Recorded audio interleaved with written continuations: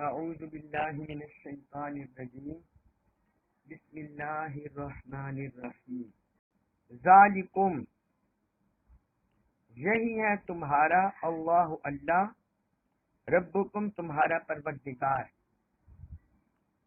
ذالکم یہی ہے اللہ ربکم رب تمہارا یہی اللہ تمہارا پروردگار ہے لا الہ لا نہیں ہے الہ کوئی لائق عبادت الا مگر ہوا وہی اس کے سوا کوئی لائق عبادت نہیں خالق ہے کلی ہر شیء چیز کے وہی ہر چیز کا خالق ہے فاعبدوہ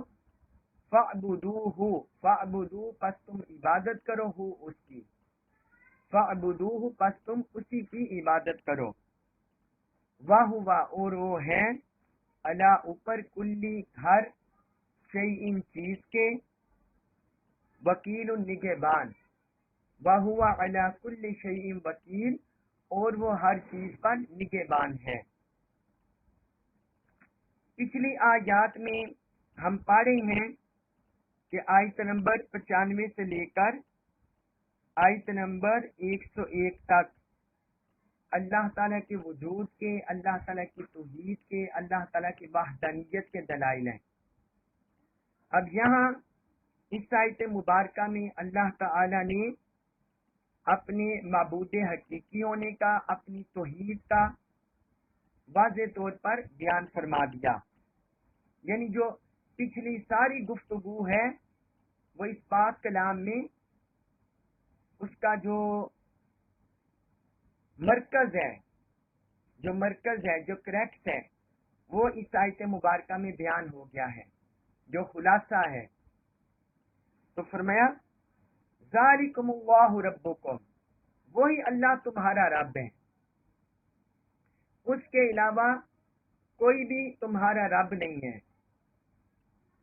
جو ہوائیں چلاتا ہے، جو آسمان سے بارش برساتا ہے، جو اس سے سبزہ نکالتا ہے، جو اس سے طرح طرح کے پھل پیدا کرتا ہے، جس نے تمہیں ایک نفس واحدہ ایک جان سے بنایا، اور جس نے ستاروں کو بنایا تمہاری ہدایت کے لیے، تمہیں راہ دکھانے کے لیے، جس نے رات کی طریقے کا پردہ چاہ کر کے دن کی روشنی نکالی، اور جس نے سورج اور چاند کو حساب و کتاب کے لیے بنایا، اور جو گٹھلی اور دانے کو پھاڑنے والا ہے، اور مردہ سے زندہ کو نکالنے والا ہے، اور زندہ سے مردہ کو نکالنے والا ہے، تو وہ فرمایا کہ جو رب ان صفات کا مالک ہے وہی تمہارا رب ہے، اور وہ اللہ ہے جس کے اندر یہ صفات ہیں اور جس کے اندر یہ افعال ہیں، وہی تمہارا رب ہے، اس کے علاوہ تمہارا رب کوئی نہیں۔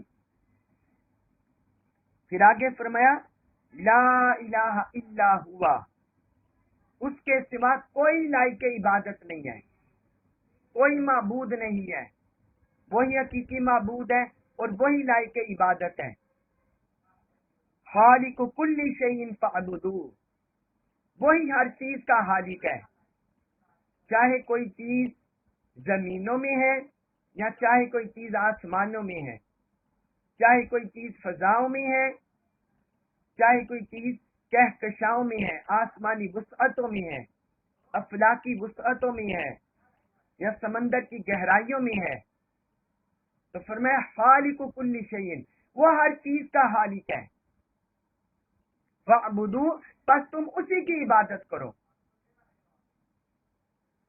جس نے کل کائنات کو بنایا ہے، جو ہر چیز کا خالق ہے، بس تم اسی کی عبادت کرو۔ اور پھر آگے فرمایا وَهُوَ عَلَىٰ كُلِّ شَيْءٍ وَكِيلٌ، اور وہ ہر چیز پر نگہبان ہے۔ جب اس نے کل شے کو بنایا ہے، کل کائنات کو بنایا ہے، زمینی آسمانی مخلوقات کو بنایا ہے، بلائی کائنات اور سفلی کائنات، بلائی کائنات اور زیری کائنات، جب اس نے ان کو بنا دیا ہے اعلیٰ، اور اسفل، تو فرمایا وَهُوَ عَلَى كُلِّ شَيْءٍ وَكِيلٌ، اور وہ ہر چیز پر نگہبان ہے۔ تو یہاں اللہ تعالی نے یہ بھی فرما دیا کہ صرف اس کائنات کو بنا کر اس نے چھوڑ نہیں دیا، بلکہ وہ ان کی پوری ہر چیز کی نگہبانی بھی فرما رہا ہے، حفاظت بھی کر رہا ہے کہ کہیں کسی نظام میں گڑبڑ نہ ہو جائے۔ آپ دیکھیں پوری کائنات کا آپ نظارہ کریں، پوری کائنات کے نظم و ضبط کو دیکھیں، پوری کائنات کے ربط کو دیکھیں، ان کی آپس میں کنیکٹیویٹی دیکھیں، ان کا کنیکشن دیکھیں، ان کی کوآپریشن دیکھیں، ان کا ڈسپلن دیکھیں، تو پوری کائنات میں جو نظم و ضبط ہے یہ اس اللہ کی طرف اشارہ کر رہا ہے، اس خالق حقیقی کی طرف اشارہ کر رہا ہے۔ دیکھیں سورج، چاند، ستارے ایک خاص جہت سے طلوع ہوتے ہیں اور اس کے مقابل غروب ہو جاتے ہیں، خاص جہت سے طلوع ہوتے ہیں اور اسی جہت میں غروب نہیں ہوتے بلکہ اس کے مخالف سمت میں غروب ہو جاتے ہیں۔ اسی طرح بارش آسمان کی جانب سے ہوتی ہے، آسمان کی جانب سے بارش اترتی ہے، نازل ہوتی ہے، اور انسانوں کے لیے کھانے پینے کا سامان، اناج، غلہ، پھل فروٹ، سبزیاں، یہ سب کچھ یہ زمین سے پیدا ہوتا ہے، یہ زمین سے پیدا ہوتا ہے۔ پھر انسان کو دیکھیں، انسان کی پیدائش کو دیکھیں کہ انسان کے ہاں انسان کی پیدائش ہوتی ہے، یہ نہیں ہوتا معاذ اللہ انسان کے ہاں کسی اور جانور کی پیدائش ہو جائے۔ اور جانوروں میں بھی جو کسی جن سے کسی نوع سے ہے اسی نوع کی پرورش ہوتی ہے۔ اگر بندر ہے تو بندر کی اولاد بندر ہوگی، شیر ہے تو شیر کی اولاد شیر ہوگی، چیتا ہے، ہاتھی ہے، تو ہر ایک کی اولاد اسی کی نسل سے چلے گی، جیسے اس کی جنس ہوگی ویسے ہی آگے ہوگی۔ اور پھر یہ نباتات کی دنیا دیکھیں، نباتات کا جہان دیکھیں، عالم نباتات۔ کبھی ہم نے دیکھا کہ ہم آم کا بیج بوئیں، آم کے بیج، آم کی گٹھلیاں، آم کے بیج بوئیں اور وہاں سے انگور نکل آئیں، یا انگور کے بیج بوئیں وہاں سے آم اگ گئے، تربوز کی جگہ خربوزے پیدا ہو جائیں، خربوزوں کی جگہ تربوز پیدا ہو جائیں، گندم کی جگہ چاول اگ گئے اور چاول کی جگہ گندم پیدا ہو جائے۔ تو یہ سارا سسٹم جو ساری کائنات کا نظام ایک ڈسپلن میں چل رہا ہے، نظم و ضبط میں چل رہا ہے، تو اس بات کا اعلان ہے کہ اس کے اوپر کوئی نگہبان ہے، کوئی اس کے اوپر منتظم ہے، کوئی ایڈمنسٹریٹر ہے، کوئی اس کے اوپر مینیجر ہے جس نے پوری کائنات کی مینجمنٹ کو سنبھالا ہوا ہے۔ جس طرح ہر ادارے کا مینیجر ہوتا ہے، ہر ٹاؤن کا مینیجر ہوتا ہے، ہر تحصیل کا مینیجر ہوتا ہے، ہر ڈسٹرکٹ کا مینیجر ہوتا ہے، ہر پروونس کا مینیجر ہوتا ہے، ہر کنٹری کا مینیجر ہوتا ہے، جس کے نام ذمہ داریاں مختلف ہیں، عہدے مختلف ہیں، کوئی صدر، کوئی وزیر اعظم، کوئی وزیر اعظم، وزیر اعلیٰ، کوئی ایڈمنسٹریٹر، مختلف عہدے بانٹے ہوئے ہیں، مختلف عہدوں کے نام لکھے ہوئے ہیں۔ حقیقت میں ان کا کام کیا ہے؟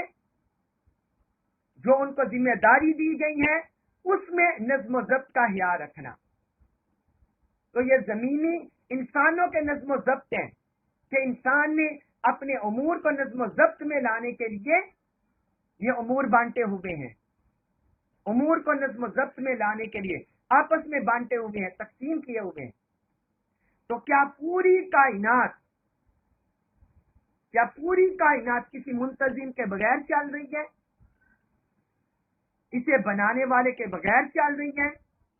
اس کو تخلیق کرنے والے کے بغیر چل رہی ہے؟ تو پوری کائنات اس کے بنانے والے کے بغیر نہیں چل رہی، پوری کائنات اس کی تحلیل کے بغیر نہیں چل رہی، اس کے نظم و ضبط کے بغیر نہیں چل رہی. پوری کائنات خاص نظم و ضبط سے صرف اس ہستی کے، اس خالی کے زیر انتظام چل رہی ہے. اور وہ کون ہے؟ وہ اللہ ہے. وہ اللہ ہے جو پوری کائنات کا وکیل ہے، نگہبان ہے، منتظم ہے، محافظ ہے. اس لیے پوری کائنات نظم و ضبط سے چل رہی ہے. اس لیے تو آپ دیکھیں کہ حضرت ابراہیم علیہ السلام نے جب نمرود کے سامنے اللہ کی وحدانیت کی دلیل پیش کی تھی تو انہوں نے اس کے سامنے یہ بھی پیش کیا تھا. انہوں نے کہا تھا فَإِنَّ اللَّهَ يَأْتِي بِالشَّمْسِ مِنَ الْمَشْرِقِ فَأْتِ بِهَا مِنَ الْمَغْرِبِ. انہوں نے اس سے فرمایا کہ میرا اللہ جو ہے وہ مشرق سے سورج لے آتا ہے، تم اسے مغرب سے لا کر دکھاؤ، مغرب سے لا کر دکھاؤ. فَبُهِتَ الَّذِي كَفَرَ، تو کافر جو ہے مبہوت ہو گیا، وہ مبہوت ہو گیا، اس کے پاس کوئی جواب نہیں تھا، کیونکہ وہ صرف ایک ملک کا کنٹرول کر رہا تھا اور اس سے سمجھتا تھا کہ میں خدا بن گیا ہوں پوری کائنات کا. تو یہ صرف جھوٹے دعوے، باطل دعوے تھے جو پہلوں نے بھی کیے، جو آج کریں، جو آئندہ کریں گے، سارے جھوٹے دعوے ہوں گے. حقیقی دعویٰ، حقیقی ملکیت وہ صرف اللہ کی ہے، صرف اللہ کی ہے. آپ دیکھیے اگر کوئی بندہ کہے نہیں جی یہاں کوئی اور خدا بھی ہے، کوئی اور خدا کا وجود بھی ہے، کوئی ستارہ، کوئی سورج، کوئی بت، کوئی حیوانات میں سے کوئی اور خدا بھی ہے، کوئی اس طرح بندہ کہے. اب دیکھیے اس کو عقلی لحاظ سے دیکھتے ہیں، لاجیکلی، کہ کیا یہ سینیریو بنتا ہے یا نہیں. تو بالکل یہ جھوٹ پر مبنی ہے. آپ دیکھیں بالفرض اگر دو خدا فرض کیے جائیں، سمجھانے کے لیے عرض کر رہا ہوں بلا تشبیہ و بلا مثال، اگر دو خدا تصور کیا جائے کہ اس کائنات میں دو خدا ہیں، اچھا تو ان میں سے ایک خدا وہ ارادہ کرے گا کسی چیز کے تحرک کا اور دوسرا خدا ارادہ کرے گا کہ میں نے اس کو ساکن رکھنا ہے. تو کیا ان دونوں میں تضاد نہیں آ گیا؟ تو یہ تضاد بتاتا ہے کہ اس پوری کائنات کا نظم و ضبط چلانے والا صرف ایک ہے. آگے چلیے مزید، اگر کوئی بندہ کہے کہ نہیں جی وہ آپس میں ایک دوسرے کے ساتھ اتفاق کر لیتے ہیں، ایک دوسرے کے ساتھ اتفاق کر لیتے ہیں. اچھا اگر ہم یہ مانیں کہ وہ ایک دوسرے کے ساتھ اتفاق کرتے ہیں تو جو دوسرا کسی پہلے کے ساتھ اتفاق کرے گا تو اس کا مطلب ہے کہ وہ خود عاجز ہے. دوسرا عاجز ہوا جو پہلے سے اتفاق کر رہا ہے، پہلے سے اتفاق کرنے والا دوسرا عاجز ہوا. تو جب وہ عاجز ہوا تو عاجز خدا نہیں بن سکتا، عاجز خالق نہیں بن سکتا. اور اگر کہیں کہ نہیں وہ اس میں بھی اتفاق کرتے ہیں تو پھر بھی وہ پہلے کی موافقت تو کرے گا، اس کے ساتھ اتفاق تو کرے گا. تو یہ جو موافقت کرنے تو یہ بھی بتاتا ہے کہ یہ اس دوسرے کے تابع ہے، اور جو تابع ہوتا ہے وہ الوہیت کی صلاحیت نہیں رکھتا، معبود حقیقی ہونے کی صلاحیت نہیں رکھتا. اس طرح پوری کائنات کا نظام گڑبڑ ہو جاتا ہے. آپ دیکھیے قرآن میں اللہ تعالی نے اسی بات کو بیان فرمایا. سورۃ المؤمنون آیت نمبر 91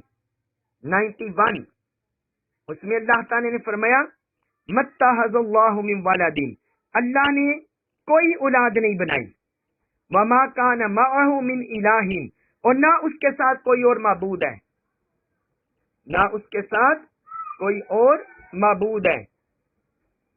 اذا لذهب كل الہ بما خلق، اگر ایسا ہوتا تو ہر معبود اپنی مخلوق کو لے کر علیحدہ ہو جاتا. ولا علی بعضهم علی بعض، اور ہر ایک معبود دوسرے پر غلبہ پاتا، ایک دوسرے پر غلبہ پاتا. سبحان اللہ عما یصفون، اس لیے اللہ تعالی نے فرمایا سبحان اللہ عما یصفون، کہ جو یہ باتیں کرتے ہیں اللہ ان سب باتوں سے پاک ہے، اللہ ان سب باتوں سے پاک ہے۔ یہ سورۃ المؤمنون آیت نمبر 91 میں اللہ رب العزت نے بیان فرمایا۔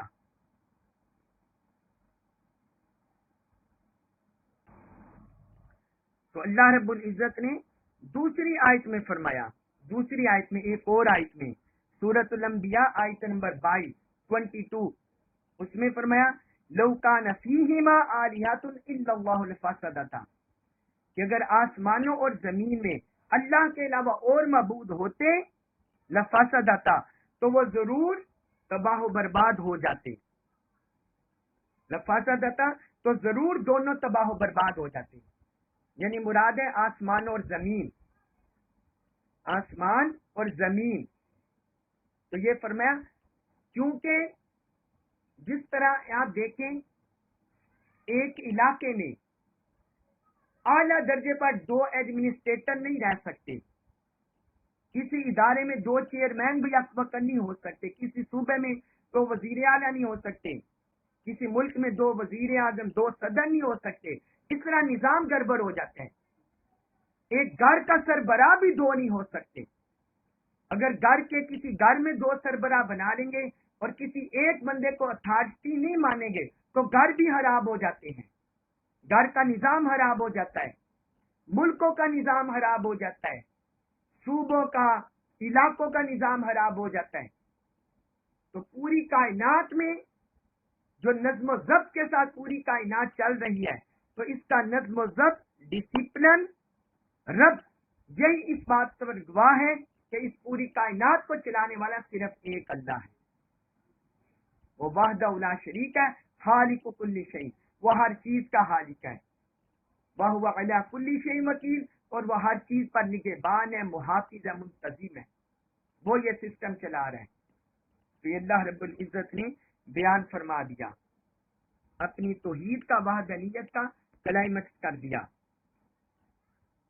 پھر آگے فرمایا سورۃ الانعام آیت نمبر 103 لا تدرکہ، لا نہیں، تدرکو احاطہ کر سکتی ہوں اسے، تدرکو احاطہ کر سکتی ہوں اسے، الابصار نگاہیں، لا تدرکہ الابصار نگاہیں اس کا احاطہ نہیں کر سکتی، وہو اور وہ، یدرکو احاطہ کیے ہوئے ہیں، الابصار سب نگاہوں کا، اور وہ سب نگاہوں کا احاطہ کیے ہوئے ہیں، وہو اور وہ ہے اللطیف بڑا باریک بین، الخبیر بڑا باخبر، وہو اللطیف الخبیر اور وہ بڑا باریک بین، بڑا باخبر ہے۔ اب اس آیت مبارکہ میں اللہ تعالیٰ کی ایک اور شان بیان ہوئی ہے، فرمایا نگاہیں اس کا احاطہ نہیں کر سکتی۔ یہ جو لفظ تدرکو ہے اس کا مادہ ہے، اوریجن ہے ادراک، ادراک، ادراک سے آگے سیگا بنا ہے، فعل بنا ہے تدرکو۔ ادراک کا معنی ہے کہ کسی شے کو اس کے اطراف اور جوانب سے احاطہ کر لینا، تمام اطراف سے اور اس کی تمام جوانب سے، تمام جانبوں سے، دائیں جانب سے، بائیں جانب سے، آگے سے، پیچھے سے، اوپر سے، نیچے سے، ہر طرف سے احاطہ کر لینا، ادراک کر لینا، جان لینا، اسے بولتے ہیں ادراک۔ تو اللہ تعالیٰ نے فرمایا اللہ تعالیٰ کی ذات لامحدود ہے، وہ ہماری عقلوں میں، ہمارے شعور میں، ہمارے فہم میں، ہمارے حواس ہمسا ظاہری میں، ہمارے حواس ہمسا باطنی میں، ہمارے دیکھنے کی حس، سننے کی حس، سونگنے کی حس، چکھنے کی حس، چھونے کی حس، فہم کی حس، شعور کی حس، وہم کی حس، خیال کی حس، تصرف کی حس، فرمایا وہ ان میں نہیں آ سکتا، اس کی ذات لامحدود ہے، وہ کسی بھی نگاہ میں اس کی ذات نہیں آ سکتی، یعنی کوئی جوانب سے کوئی نگاہ بھی اس کا احاطہ نہیں کر سکتی، کوئی جوانب سے کوئی نگاہ بھی اس کا احاطہ نہیں کر سکتی. لیکن اس کا یہ مطلب نہیں ہے کہ اللہ کو کوئی بندہ اگر اللہ چاہے تو کسی کو اللہ دکھا نہیں سکتا. اس کا یہ مطلب نہیں.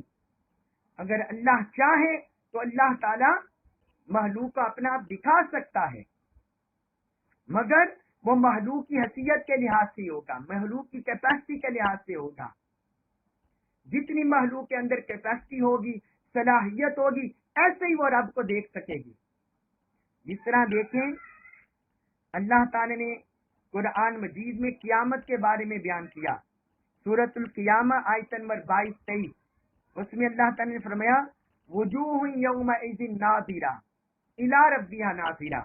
فرمایا کتنے چہرے اس دن تر و تازہ ہوں گے، وہ اپنے رب کی طرف دیکھ رہے ہوں گے. الی ربہا ناظرہ، اپنے رب کی طرف دیکھ رہے ہوں گے اور اپنے رب کا دیدار کر رہے ہوں گے. قیامت کے دن جنت میں یہ نظارے ہوں گے. اس طرح سورۃ مطففین آیت نمبر 15، اس میں اللہ تعالی نے فرمایا کلا انہم عن ربہم یومئذ لمحجوبون، بے شک وہ اس دن اپنے رب کے دیدار سے ضرور محروم ہوں گے. تو بہت سے چہرے دیدار کر رہے ہوں گے مؤمنین صالحین، اور بہت سے لوگ اس دن محروم ہوں گے، وہ کفار ہوں گے، اللہ کے نافرمان ہوں گے جو محروم ہوں گے، مشرک غیر مسلم وہ ہوں گے جو محروم ہوں گے. یہ بات یاد رکھیے، یہ جو آیت مبارکہ ہے لا تدرکہ الابصار، یہ اللہ تبارک و تعالی نے اپنی شان میں بیان کیا، اپنی تعریف میں بیان کیا ہے. یہ کوئی مذمتی انداز میں نہیں ہے. جب اپنی تعریف میں ہے، اللہ تعالیٰ کی مدح میں ہے، تو اس کا مطلب ہے اس آیت مبارکہ میں ہی یہ معنی موجود ہے کہ اللہ تعالیٰ کا دکھائی دینا ممکن ہے. اللہ تعالیٰ کا دکھائی دینا ممکن ہے، کیونکہ اسی چیز کی نفی وجہ کمال ہوتی ہے جس کا ثبوت ممکن ہو، جس کا ثبوت ممکن ہو. آپ یہ دیکھیں ہوا، خوشبو اور آواز ہمیں دکھائی نہیں دیتی، تو کوئی بندہ نہیں کہتا کہ آنکھیں ہوا کو نہیں دیکھ سکتی، آنکھیں خوشبو کو نہیں دیکھ سکتی، آنکھیں آواز کو نہیں دیکھ سکتی، کیونکہ وہ تو دکھائی نہیں دیتی ان حواس سے، آنکھوں سے. تو جب اللہ تعالی نے فرمایا کہ آنکھیں اس کا ادراک نہیں کر سکتی، تو اس کا مطلب یہ ہے کہ اس کا احاطہ نہیں کر سکتی. ہاں، بندوں کی کیپیسٹی کے لحاظ سے اگر اللہ تعالیٰ اپنا ظاہر کرنا چاہے تو بندوں پر کر دے گا، اپنا جلوہ دکھا دے گا. یہ دیکھیے ایک حدیث مبارکہ حضرت جریر رضی اللہ عنہ سے مروی ہے، وہ بیان کرتے ہیں کہ ہم نبی اکرم صلی اللہ علیہ وسلم کے پاس بیٹھے ہوئے تھے. اچانک آپ نے 14ویں رات کے چاند کی طرف دیکھا. آپ نے فرمایا تم ان قریب اپنے رب کی طرف دیکھو گے جس طرح اس چاند کو دیکھ رہے ہو، تمہیں اس کو دیکھنے سے کوئی تکلیف نہیں ہوگی. بس اگر تم کر سکتے ہو، یہ کر سکتے ہو کہ طلوع آفتاب سے پہلے نماز پڑھنے سے مغلوب نہ ہو اور غروب آفتاب سے پہلے نماز پڑھنے سے مغلوب نہ ہو، تو اس طرح کرو.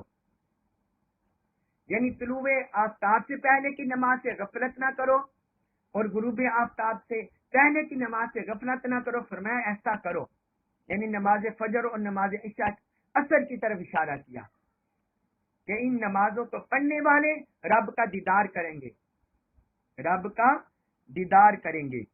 یہ صحیح البخاری میں حدیث ہے، حدیث نمبر 554، اور حدیث نمبر 7436 میں بھی ہے 7436، اور صحیح مسلم میں بھی ہے حدیث نمبر 733 733. اور پھر ایک حدیث میں ہے کہ حضور صلی اللہ علیہ وسلم نے اس آیت مبارکہ کی تفسیر میں فرمایا، یہ آیت مبارکہ سورہ یونس آیت نمبر 26، للذین احسنوا الحسنی وزیادہ، جن لوگوں نے نیک کام کے لیے نیک کام کیا ان کے لیے اچھی جزا ہے اور اس سے بھی زیادہ. سورہ یونس آیت نمبر 26 فرمایا للذین احسنوا، جن لوگوں نے نیک کام کیا ان کے لیے اچھا جزا ہے، وہ زیادہ اور اس سے بھی زیادہ ہے۔ اس کی تفسیر میں حضور نے فرمایا جب جنتی جنت میں داخل ہو جائیں گے تو ایک منادی کرے گا کہ اللہ کے پاس تمہارا ایک اور وعدہ ہے۔ منادی اہل جنت میں اعلان کرے گا، وہ کہیں گے کہ اللہ تعالی نے ہمارے چہرے سفید نہیں کیے، ہمارے چہروں پر نور آ گیا، سفیدی آ گئی ہے، اور ہم کو دوزخ سے نجات نہیں دے دی، یعنی ہمیں دوزخ سے نجات بھی مل گئی ہے، ہمیں چہروں پر حسن بھی مل گیا، خوبصورتی بھی مل گئی ہے، اور آگے کہیں گے اور ہم کو جنت میں داخل نہیں کیا، یعنی یہ ساری چیزیں کی ہیں۔ وہ کہیں گے کیوں نہیں؟ ندا دینے والے کہے گا کیوں نہیں، ایسا ہی ہے۔ تو پھر آپ صلی اللہ علیہ وسلم نے فرمایا پھر حجاب کھول دیا جائے گا، پردہ ہٹا دیا جائے گا۔ آپ نے فرمایا جنتیوں کے نزدیک اس سے زیادہ کوئی چیز محبوب نہیں ہوگی کہ وہ اللہ تعالیٰ کی طرف دیکھے، یعنی اللہ تعالیٰ کا دیدار، اللہ کی زیارت کرنے سے انہیں کوئی چیز محبوب نہیں ہوگی۔ یہ سنن ترمذی میں حدیث ہے، حدیث نمبر 561، اور صحیح مسلم میں حدیث نمبر 181۔ دنیا میں صرف عالم بالا میں، عالم انوار و تجلیات میں اللہ تعالیٰ کا دیدار اپنے مقام اور منصب کے لحاظ سے صرف حضور نبی اکرم صلی اللہ علیہ وسلم نے کیا ہے، صرف آپ صلی اللہ علیہ وسلم کو یہ شرف نصیب ہوا ہے۔ دنیا میں حضرت عبداللہ بن عباس اور حضرت ابی بن کعب رضی اللہ عنہ، ان کی ایک مرتبہ ملاقات ہو گئی تو حضرت ابن عباس نے کہا ہم بنو ہاشم یہ کہتے ہیں کہ حضرت محمد صلی اللہ علیہ وسلم نے اپنے رب کو دیکھا ہے، 2 مرتبہ دیکھا ہے۔ پھر حضرت ابن عباس نے کہا کیا تم اس پر تعجب کرتے ہو، کیا تم اس پر تعجب کرتے ہو کہ حلت حضرت ابراہیم کے لیے ہو اور کلام حضرت موسیٰ علیہ السلام کے لیے ہو اور دیدار سیدنا محمد صلی اللہ علیہ وسلم کے لیے ہو؟ فرمایا یہ تعجب کی بات نہیں ہے، اللہ تعالی نے حلت حلیل حضرت ابراہیم علیہ السلام کو وہ انعام عطا کیا، اور کلام حضرت موسیٰ علیہ السلام کو دنیا میں عطا کیا، اور دیدار یہ ہمارے آقا و مولا حضرت محمد صلی اللہ علیہ وسلم کو عطا کیا۔ اور پھر ایک حدیث میں ہے، ایک مروان نے حضرت ابو ہریرہ رضی اللہ عنہ سے سوال کیا کیا حضرت محمد صلی اللہ علیہ وسلم نے اپنے رب کو دیکھا ہے؟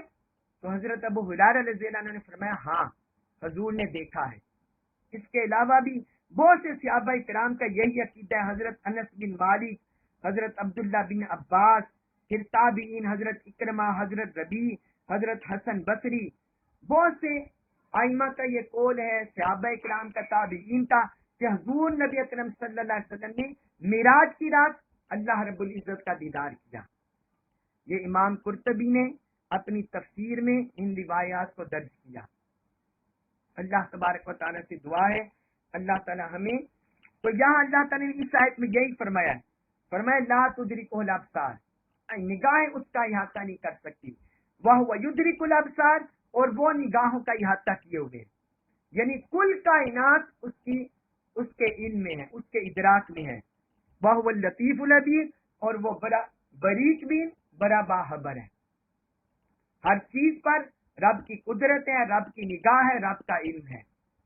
اللہ تبارک و تعالی ہمیں اپنی ذات کی معرفت عطا فرمائے اور ہمارا جینا مرنا اسی پر بنائے، قرآن مجید کا کما کو فہم نصیب فرمائے۔ وما علیہ الا البلاغ المبین۔